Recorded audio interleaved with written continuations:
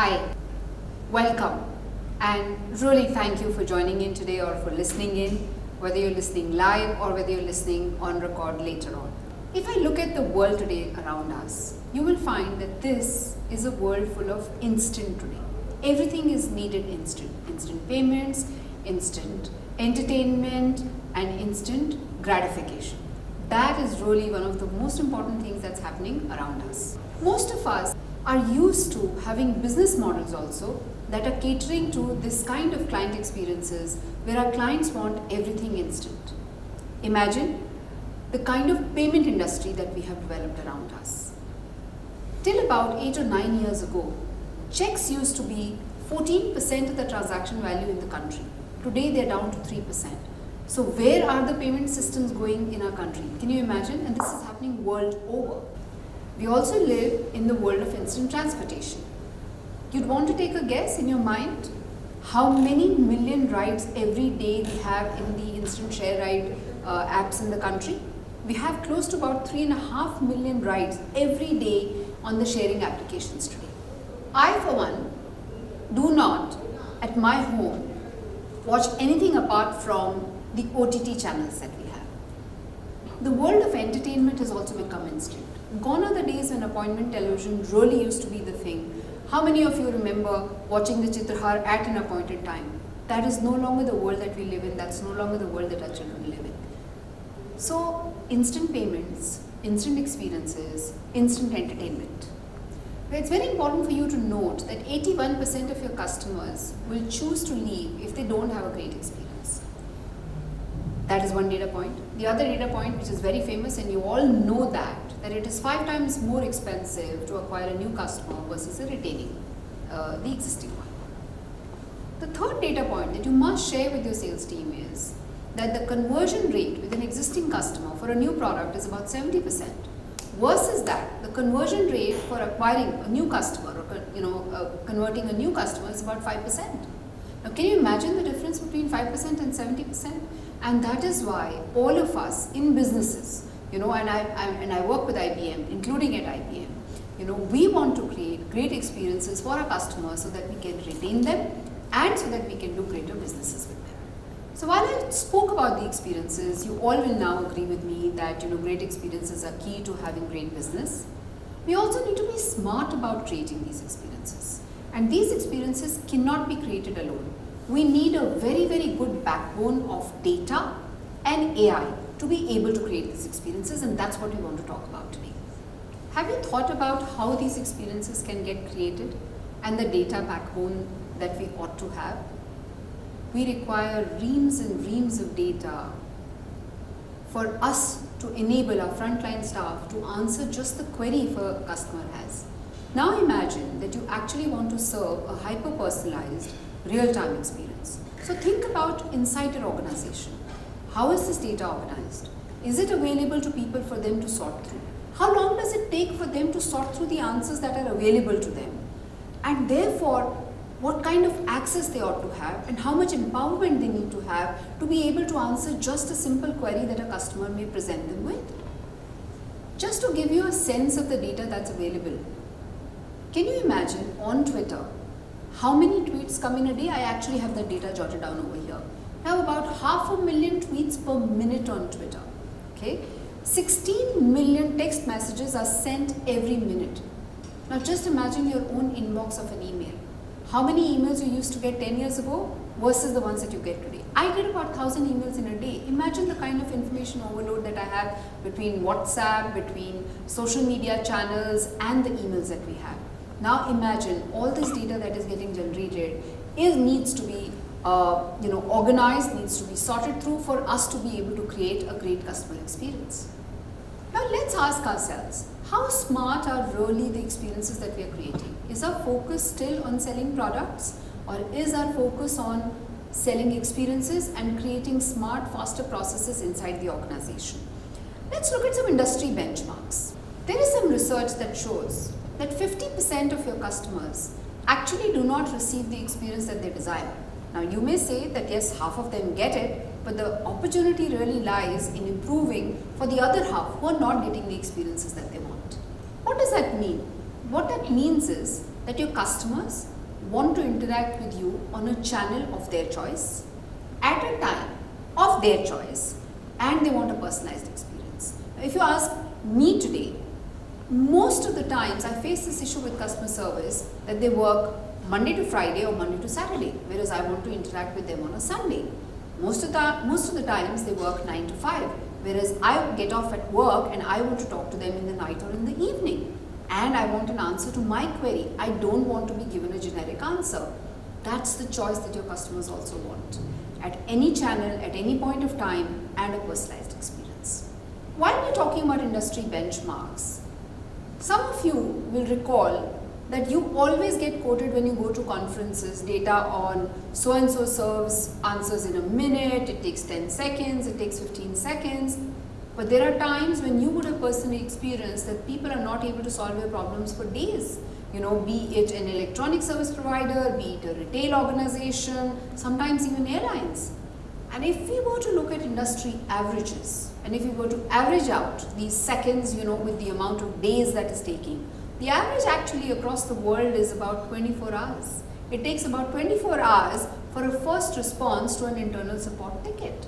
Now that's the kind of averaging out that is happening. So while there are great organizations who do it in seconds, there are also organizations who take days. The same great organization for the regular queries may take seconds, but there may be those queries that they are not able to solve for days. This is the side as far as the customer is concerned. So they want instant gratification, they want instant answers. What do your employees want? Because ultimately we cannot service the customers that we have until and unless we empower the employees. So when we spoke to the employees, we found that employees also want to be able to assist the customers at a channel of their choice. They also want to be able to assist at any time. They also want, but the employees want a system which can instantly guide them to provide the answers, to solve the query, and the one that also empowers them to take the decision and make the customer happy. They want to make your customers happy. So by now you've realized that your employees want to create a great experience for your customers want a great experience, and half of them are not getting it. How do you create these smart experiences? And you need to do it so that your customers fall in love with you.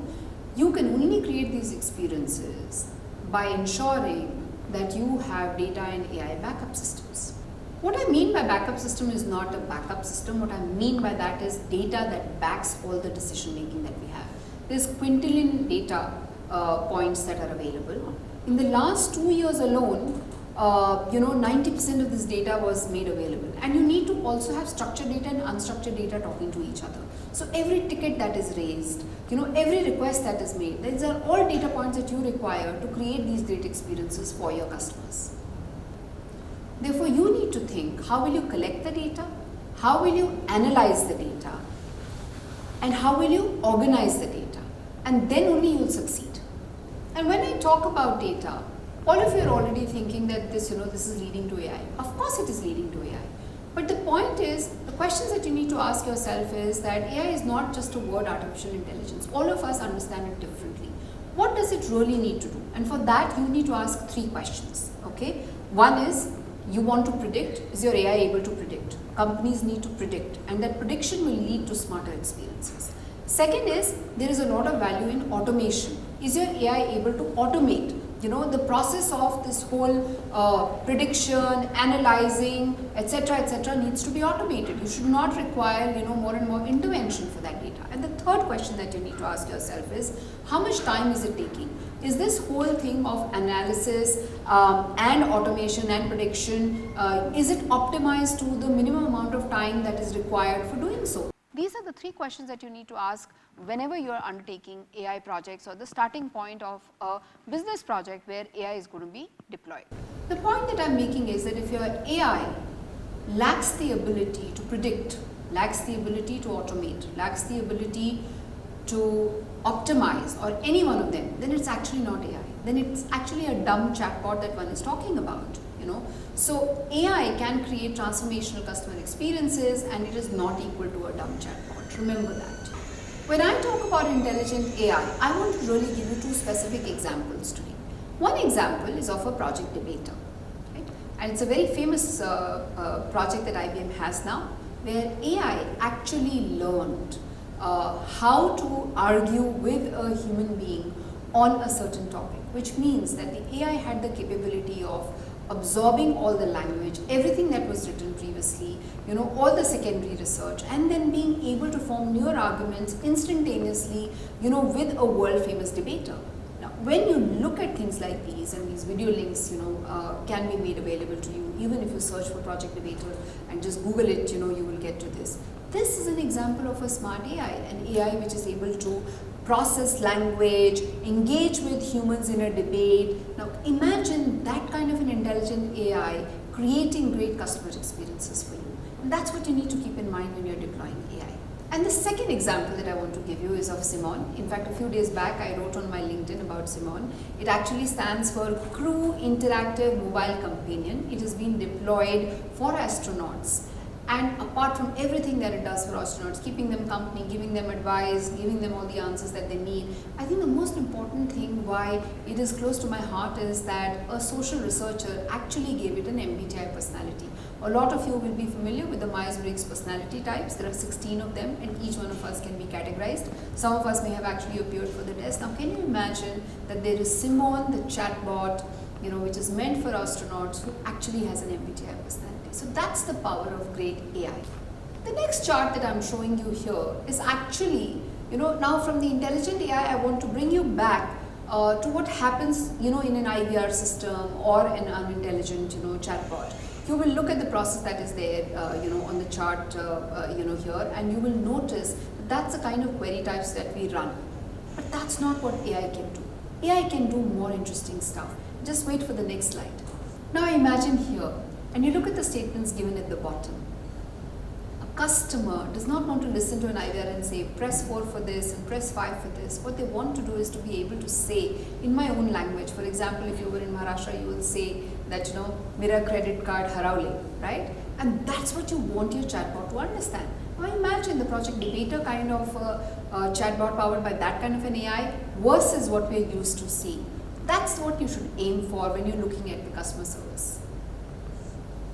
Now, why should you do that? Well, we have enough case studies to demonstrate to you that if you deploy intelligent AI, you can actually lead to business results which will make a difference. You can increase NPS, customer satisfaction is really important. You can reduce cost. You will have happier employees. You will be able to generate new revenue systems, and you will be definitely improving the new user experience along with your existing customer experience. There are enough case studies over there, right? And more importantly, you should not be hiring a PhDs in your team to be able to deploy this AI and use this AI. Your business team should be able to imagine and do things with the AI, which is an intelligent AI. And I just refer to NPS. I'm not just saying that. I am going to request the team to play the video for the Royal Bank of Scotland, where we did extensive work. 40% of the inbound queries were powered by IBM Watson. And what happened as a result? As a result, there was a 20% increase in their NPS. So please watch the video.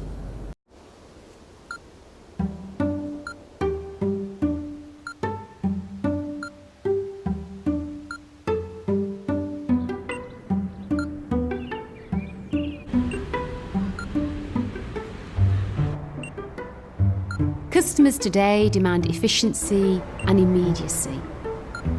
For more than 290 years, RBS has had a fabulous tradition of serving our customers brilliantly, and we're absolutely determined to uphold that. Cora transforms the service we give to our customers. It makes it effortless. The RBS commitment is clear. It wants to be the number one for customer services, and part of that journey is going to be met by the introduction of digital services. We wanted to make it easy to get help without customers having to pick up the phone or look for answers in too many places. Cora takes the routine stuff off our plates and helps us be brilliant in the moments that matter most to our customers. The great thing about a virtual agent is you can see all the conversations that she's having with customers. When developing Cora, we analyse data to determine the most commonly asked questions. I don't recognise this transaction. How do I pay my bills online? I want to change my address. Cora's trained with over 200 customer intents and has over 1,000 responses to those intents. For simple questions, I'd like to check my balance. Cora responds with the answers straight away. For more challenging questions, we offer guidance to the customer so that they can help themselves. And for really complicated questions, How do I make my first mortgage payment? Cora seamlessly hands off the customer to an agent. When customers get to me, I have their information already. The customers help Cora by interacting with it.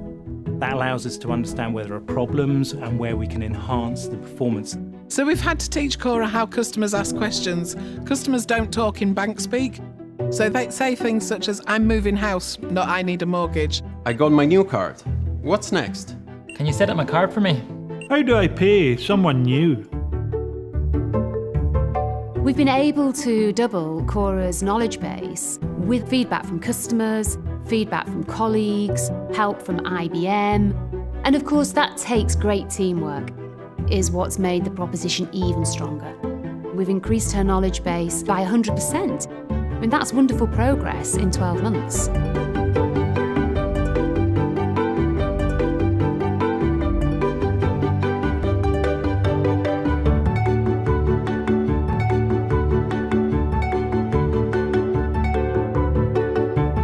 Seeing the benefits to customers is really the icing on the cake. I think our AI journey has been fantastic and is going to allow us to create new products and new benefits for our customers for years to come.